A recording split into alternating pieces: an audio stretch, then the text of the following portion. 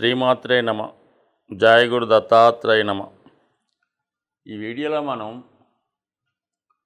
రాహు కేతు గ్రహాల ప్రభావం వివిధ రాశుల వారి మీద ఏ విధంగా ఉండబోతుంది, కాలసర్ప దోషం వల్ల లాభం కలుగుతుందా లేదా నష్టం కలుగుతుందా అన్న విషయాన్ని ఈ వీడియోలో పరిశీలించే ప్రయత్నం చేద్దాం. రాహువు ఒక విధంగా ఆశకి కారణమవుతుంటాడు. భూలోకం మీద ఉన్నటువంటి సర్వ సౌఖ్యాల మీద తనకి ఆధిపత్యం ఉంటుంది. ఉన్నటువంటి అన్ని సౌకర్యాలు తనకే కావాలని ఆశతో ఉండడం జరుగుతుంది. అంటే రాహుగ్రహ ప్రభావం ఎవరి మీద ఉంటుందో వాళ్ళకి విశేషమైనటువంటి ఆశ, అలాగే విపరీతమైనటువంటి గర్వం, కోపం, అంటే మామూలుగా 6 దుర్గణాలు అంటారు కదా, ఇవన్నీ కూడా అంతర్గతంగా రాహుగ్రహానికి అంతర్లక్షణాలు అన్నమాట. రాహు ఎప్పుడూ కూడా హీరో కావాలనుకుంటూ ఉంటాడు. అలాగే నాయకత్వ లక్షణాలు కలిగి ఉంటాడు. అన్యాయాన్ని ఎదిరించే ప్రయత్నం చేస్తుంటాడు.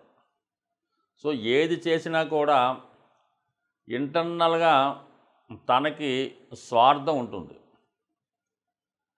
ఈ విధంగా రాహు ఆశ, కోరికలు వీటి మధ్య ఎప్పుడు కూడా మానవుడు జీవిస్తూ ఉంటాడు. అంటే రాహుగ్రహ ప్రభావం ఉన్నవాడు. దానికి సంపూర్ణంగా వ్యతిరేక ఫలితాన్ని ఇచ్చేవాడు కేతువు. నిరాశ, నిస్పృహ, అలాగే 0 లక్షణాలు, ఎటువంటి కోరికలు ఉండవు. ఒక విధమైనటువంటి నిడారంబర యోగం, సన్యాస యోగం లాంటిది అన్నమాట. అంటే అన్నీ త్యజిస్తూ ఉంటాడు. తన దగ్గర ఉన్న ప్రతీది కూడా ఇవ్వడం జరుగుతూ ఉంటుంది. దానికి వ్యతిరేకంగా రాహు ప్రతీది కూడా తనకు కావాలనుకుంటాడు. అక్కర్లేకపోయినా కావాలనుకుంటూ ఉంటాడు. అది రాహు యొక్క లక్షణం. ఇది కేతువు యొక్క లక్షణం. ఒక రాహు విధానంగా దేనైనా ఎక్స్పెండ్ చేస్తుంటాడు. అది తను ఉన్న భావాన్ని కానీ, తను కలిసినటువంటి గ్రహాన్ని కానీ, ఆ భావ ఫలితాన్ని, ఆ గ్రహ ఫలితాన్ని పెంచుతూ ఉంటాడు, ఎక్స్పెండ్ చేస్తూ ఉంటాడు. అయితే తన యొక్క రాహు యొక్క పాయిజన్ని అందులో కలిపి దాన్ని పెంచడం జరుగుతూ ఉంటుంది. అంటే ఒక విధంగా ఇంటర్నల్ స్వార్థంగా పెరుగుతూ ఉంటుంది. అయితే గురువు అలా కాదు. గురువుకు కూడా ఎక్స్పెండ్ చేసే శక్తి ఉంటుంది. గురువు ఏ భావంలో ఉంటే, పంచమ భావంలో ఉంటే అధిక సంతానాన్ని ఇస్తాడు. ధనస్థానంలో ఉంటే అధిక ధనాన్ని ఇస్తూ ఉంటాడు. అయితే రాహు కూడా ధనస్థానంలో ఉన్నప్పుడు అధిక ధనాన్ని ఇస్తాడు. లాభస్థానంలో ఉన్నప్పుడు అధిక లాభాలు తెచ్చిపెడుతుంటాడు. ఇందులో రాహు ఇచ్చే దాంట్లో అక్రమార్జన ఉంటుంది. ఇతరులు నష్టపోవడం వల్ల, వాళ్ళు ఏడవడం వల్ల, బాధపడడం వల్ల వచ్చే లాభం రాహు వల్ల ఉంటుంది. గురువు వల్ల ఇతరులు సంతోషంతో ఇచ్చే లాభం కలుగుతూ ఉంటుంది. అయితే రెండు కూడా ఎక్స్పెండ్ చేస్తే చాలా తేడా ఉంటుంది. గురువుకి 5వ దృష్టి ఉంటుంది, 9వ దృష్టి ఉంటుంది. అలాగే రాహు కూడా 5, 9 దృష్టిలు ఉంటాయి. సాధారణంగా ఈ 5, 9 దృష్టిలు చాలా వరకు మంచి దృష్టిలు అంటూ ఉంటారు. అయితే గురువు తన దృష్టిలో ఆ భావాన్ని రక్షిస్తూ ఉంటాయి. రాహు ఆ భావాన్ని పాయిజన్తో నింపి ఇంకో విధంగా స్వార్థంతో నింపుతూ ఉంటాడు. అది రాహు యొక్క ప్రభావం. అయితే కేతువు ఆ భావాన్ని తగ్గిస్తూ ఉంటాడు. సప్తమ స్థానంలో కేతు ఉంటాడు. వివాహం జరుగుతూ ఉంటుంది. భార్య మీద ఇష్టం ఉండదు, ఏ వ్యామోహాల మీద ఇష్టం ఉండదు. ఈ విధంగా కేతు ఉంటాడు.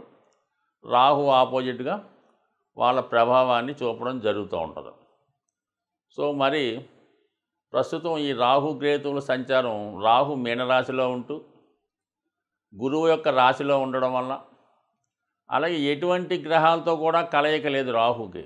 కేవలం తను ఒక్కడే మీనరాశిలో ఉండి పూర్తి స్వతంత్రంతో తన ఫలితాలు ఇవ్వడానికి సిద్ధంగా ఉన్నాడు. అలాగే కేతువు కూడా ఏ గ్రహంతో కూడా కలయకుండా సింగిల్గానే కన్యా రాశిలో ఉండడం జరుగుతూ ఉంది. సో ఈ 2 గ్రహాల ప్రభావం మరి వివిధ రాశుల మీద ఏ విధంగా ఉండబోతుంది అన్న విషయాన్ని చర్చిద్దాం. అలాగే దీని పరిహారం ఏ విధంగా చేసుకోవాలన్న విషయాన్ని కూడా ఈ వీడియో చివరిలో తెలుసుకునే ప్రయత్నం చేద్దాం.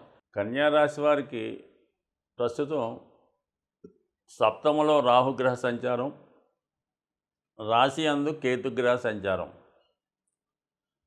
సో ఇది ఒక వైపు ఆశ వైపు ప్రయాణిస్తుంటే ఉండండి, కట్ అయింది, కట్ చేద్దాం.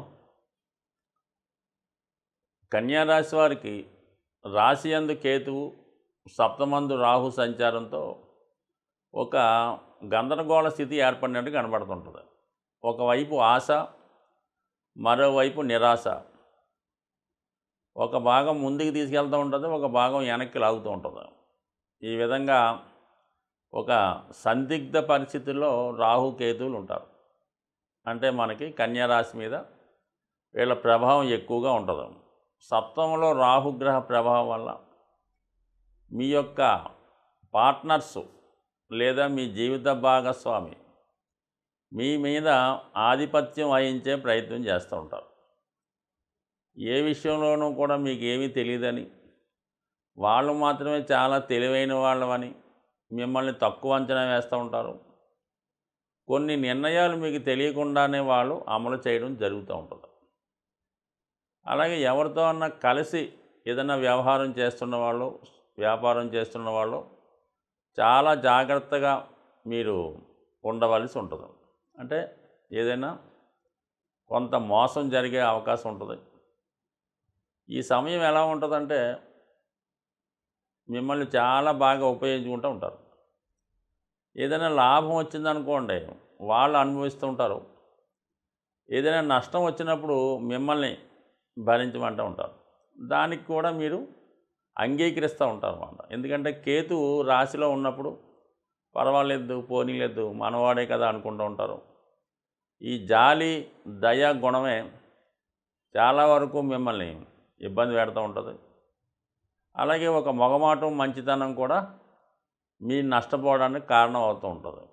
సో ఈ విధంగా మరి రాశి యందు ఉన్నటువంటి కేతువు మిమ్మల్ని అన్ని విషయాల్లో రాజీ వైపు వెళ్ళేలా చేస్తూ ఉంటుంది. అయితే రాహు సప్తంలో ఉండి లాభాన్ని వీక్షిస్తుంటాడు. లాభాన్ని వీక్షించడం వల్ల ఏంటంటే రాహు మీకు ఎప్పుడైతే 11లో వీక్షించాడో మీకు పరిచయం లేని వ్యక్తులు, గతంలో ఎప్పుడూ పరిచయం లేనివారు మీకు ఈ విధంగా అన్యాయం జరుగుతుంది బాబు, మీరు కొద్దిగా చూసుకోండి, లేదంటే మొత్తం మీరు నష్టపోయే అవకాశం ఉంది, చివరికి ఇబ్బంది పడే అవకాశం ఉన్నది అని చెప్పే ప్రయత్నం చేస్తారు. లేదు మీకు వైవాహిక జీవితంలో ఇది కొద్దిపాటి సమస్యలు భార్యాభర్తల మధ్య ఉంటే అవి మరింత పెద్దవిగా చేసే ప్రయత్నం చేస్తూ ఉంటారు. మీకు శ్రేయోభిలాషులుగా ఉంటూనే, అయితే దాన్ని ఒక విధంగా మీరు తీసుకుంటూనే దాంట్లో కేవలం మంచిని మాత్రమే గ్రహిస్తే బాగుంటుంది తప్ప ఈ సమయంలో మీరు ఇతరులు చెప్పిన మాటలు విని దాన్ని ఎక్కువ సీరియస్గా తీసుకోవడం వల్ల అది శాశ్వతంగా దూరం అయ్యే అవకాశం ఉంటుంది. ఏదైనా సున్నితంగా వ్యవహరించడం మంచిది. ఎప్పుడైనా రాహు చిన్న సమస్యగా మొదలై అది పెద్దది బాగా విపరీతమైన బ్లాస్టింగ్ సృష్టిస్తూ ఉంటుంది. కానీ ఇమీడియట్గా నెమ్మదిగా దాన్ని నీరు పోస్తే చల్లారిపోయినట్టు ఆటోమేటిక్గా చల్లారిపోతుంటుంది. గతంలో ఉన్నటువంటి పెద్ద ప్రళయాన్ని కూడా అది ఆగిపోయి సావకాశంగా మళ్ళీ మామూలు స్థితికి రావడం జరుగుతుంటుంది. కాబట్టి మరి ఏమాత్రం టెన్షన్ పడకుండా, తొందరపడకుండా జాగ్రత్తగా నిదానంగా ఆలోచిస్తే ఏ విధమైనటువంటి సమస్య అయినా, అంటే వ్యాపారపరమైనది అవ్వచ్చు, ఉద్యోగపరమైనది అవ్వచ్చు, వైవాహిక జీవితానికి సంబంధించింది వచ్చు. అంటే కేతువు ఈ సమయంలో మిమ్మల్ని చాలా ఓర్పుని, చాలా సహనాన్ని ఇస్తాడు రాశి అందు ఉండడం వల్ల. ప్రతిదీ కూడా 1-2 సార్లు ఆలోచించి మాత్రమే నిర్ణయం తీసుకోవాలి తప్ప ఏమాత్రం తొందరపడకుండా మంచిది. ఈ టైంలో ఎక్కువగా దైవ చింతన మీద ఎక్కువగా ఇంట్రెస్ట్ పెట్టడం, అలాగే మీకు కూడా ఒక మంచి ఆధ్యాత్మిక గురువు లభిస్తాడు. ఆ గురువు ప్రేరణతో, అతని యొక్క మంచి ప్రబోధాలతో, ఉపన్యాసాలతో మీరు జీవన విధానాన్ని, లైఫ్ స్టైల్ని మార్చుకుంటే ఏదైనా కొన్ని వదులుకున్నప్పుడు కూడా ఉన్నవాటితో సంతృప్తి పడడం అనేది మంచిదనే నిర్ణయానికి రావడం వల్ల అక్కడి నుంచి మీ యొక్క జీవన విధానం హ్యాపీగా సాగే అవకాశం ఉంటుంది.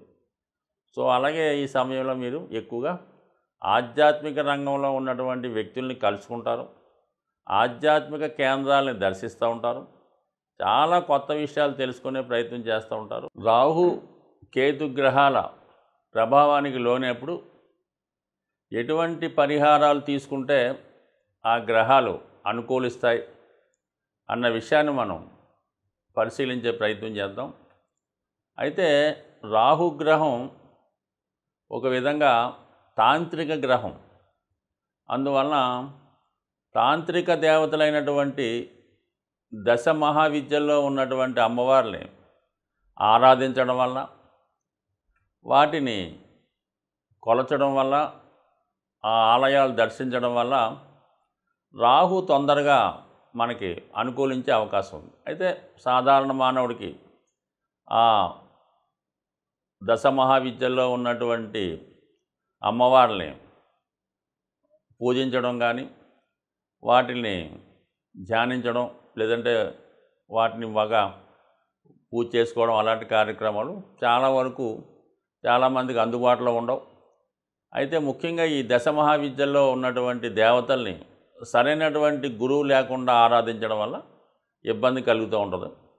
అయితే ఏంటంటే అటువంటి దేవాలయాలు ఉన్నప్పుడు, దగ్గరలో ఉన్నప్పుడు, లేదనుకోండి దక్షిణకాళి, మహాకాళి, కనకదుర్గ ఇలాగా శక్తి స్వరూపాలతో ఉన్నటువంటి దేవతలు, ఇది సింహం మీద, అలాగే పులి మీద ఉన్నటువంటివి, శూలం ధరించి ఉన్నటువంటి దేవతలు, వీళ్ళని మీరు ఆరాధించడం వల్ల ఏమి ఎక్కువ చేయగలరు. ప్రతి శుక్రవారం రోజు వీలైతే ఒక 8 శుక్రవారాలు అమ్మవారి ఆలయానికి దర్శించడం వల్ల ఖచ్చితంగా మీకు రాహు యొక్క అనుగ్రహం లభిస్తూ ఉంటుంది. అలాగే కేతువు ఇంకా అందరికీ తెలిసిందే, ఎంతమందిని పూజించినా ఎటువంటి ఫలితం రాదు, కానీ కేవలం విఘ్నేశ్వరుణ్ణి ఆరాధించడం వల్ల కేతువు తొందరగా అనుగ్రహం రావడం జరుగుతూ ఉంటుంది. అంటే కేతువు అంటూ అనుగ్రహించాడంటే మిగతా గ్రహాలు ఏది కూడా ఇవ్వలేనటువంటి ఫలితాన్ని, లాభాన్ని కేతుగ్రహం ఇవ్వగలరు. కావాలని విఘ్నేశ్వరుణ్ణి, ముఖ్యంగా సంకటహర చతుర్థి, అలాగే వినాయకుడిని గరికతో అర్చించడం, లేదంటే గణపతి హోమం, లేదంటే వినాయకుడి టెంపుల్లో ఉండ్రాళ్ళు ప్రసాదంగా పెట్టి పంచిపెట్టడం, ఎప్పుడూ కూడా ఇలాంటి సింపుల్ రెమెడీస్తో మరి రాహు కేతువుల యొక్క అనుగ్రహానికి పాత్రలవడం మంచిది. ఒక విధంగా రాహు అనుగ్రహిస్తే ఎవ్వరూ ఇవ్వలేనటువంటి అఖండ ఐశ్వర్యాన్ని రాహుగ్రహం ఇవ్వడం జరుగుతుంది. అలాగే కేతువు ఆధ్యాత్మిక రంగంలో అత్యున్నతమైన వ్యక్తులుగా తీర్చిదిద్దే ప్రయత్నం కేతు గ్రహం వల్ల రావడం జరుగుతూ ఉంటుంది. ఒక ఆధ్యాత్మిక రంగంలో అభివృద్ధి చెందాలన్నా, శాశ్వత కీర్తి పొందాలన్నా కేతుగ్రహాన్ని ఫాలో అవ్వాలి. అలాగే మెటీరియలిస్టిక్ వరల్డ్లో అపర కుబేర్లుగా మారాలంటే రాహుగ్రహాన్ని ఫాలో అవ్వాలి. సో ఏదైనా నిజాయితీగా, న్యాయంగా వెళ్ళినప్పుడు ఖచ్చితంగా ఏ గ్రహం అయినా అనుగ్రహించే అవకాశం ఉంటుంది. స్వస్తి.